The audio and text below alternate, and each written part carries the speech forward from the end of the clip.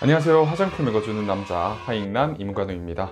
오늘은 여드름을 유발할 수 있는 음식에 대해서 한번 알아보려고 합니다. 여드름을 유발할 수 있는 음식에 대해서 자세히 알아보려면 사실 우리는 음식들의 혈당 지수인 GI 지수에 대해서 잘 알고 있어야 합니다. 왜냐하면 높은 GI 지수를 보유하고 있는 음식이 여드름을 잘 그리고 쉽게 유발할 수 있기 때문입니다. 반대로 낮은 GI 지수의 음식들을 섭취하면 여드름은 쉽게 유발되지 않습니다. 혈당 지수는 영어로 글리세믹 인덱스라고 해서 줄여서 GI 지수라고 부릅니다.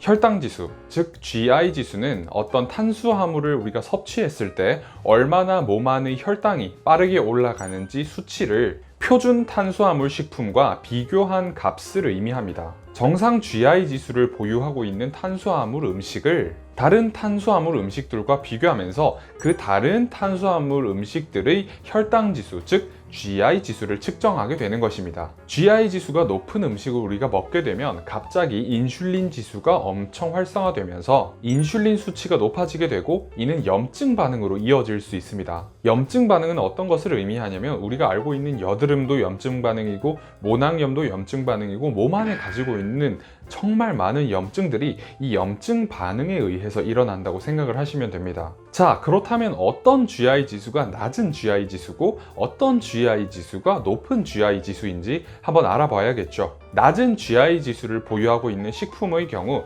GI 지수가 55 이하, 중간 GI 지수를 보유하고 있는 식품의 경우 GI 지수가 56에서 69, 그리고 높은 GI 지수를 보유하고 있는 음식들은 GI 지수가 70을 넘는다고 생각을 하시면 됩니다.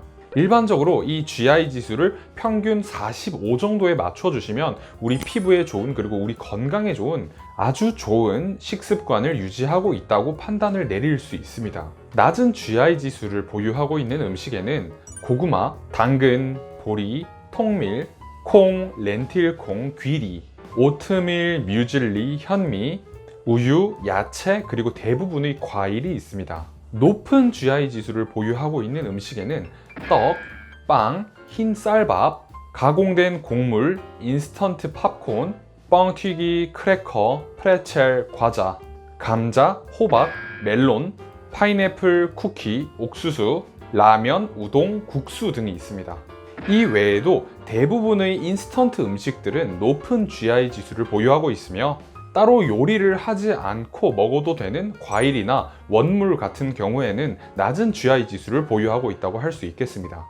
뿐만 아니라 고기, 달걀, 생선, 해물, 올리브유, 버터, 향신료, 허브, 견과류 등의 탄수화물이 포함되어 있지 않은 음식을 섭취하는 것도 도움이 될 수 있습니다. 사실 GI 지수는 결국에는 탄수화물과 연관이 되어 있다 보니까 결국 탄수화물을 관리하는 식습관이 매우 중요하다고 볼 수 있겠습니다.